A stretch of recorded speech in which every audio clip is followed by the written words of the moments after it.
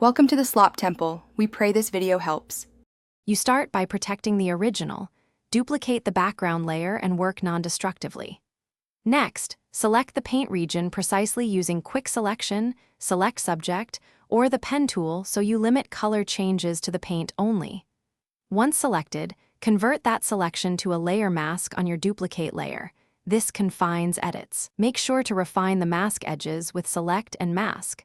Feather slightly and adjust contrast, because clean edges determine how realistic the color change. Now you change the paint color using a clipped adjustment.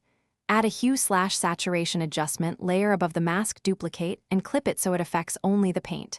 Toggle Colorize to shift the overall hue, then dial hue, saturation, and lightness until the tint matches your target. Use the layer's blend mode. Color preserves luminance, overlay adds contrast, and reduce opacity for subtlety. Once done, you may add curves or selective color clips to correct highlights and shadows for natural depth. To finish, polish edges and tonal match so the new paint reads naturally. Zoom in and paint on the mask with a soft brush to hide any spills or reveal missed areas. Switch brush opacity for feathered transitions. Then add clipped curves or levels to tune highlights, midtones, and shadows so reflections and gloss align with surrounding surfaces. If you expect more changes, convert the group to a smart object. If colors look off, check color profile or flattening, revisit masks and adjustment opacity.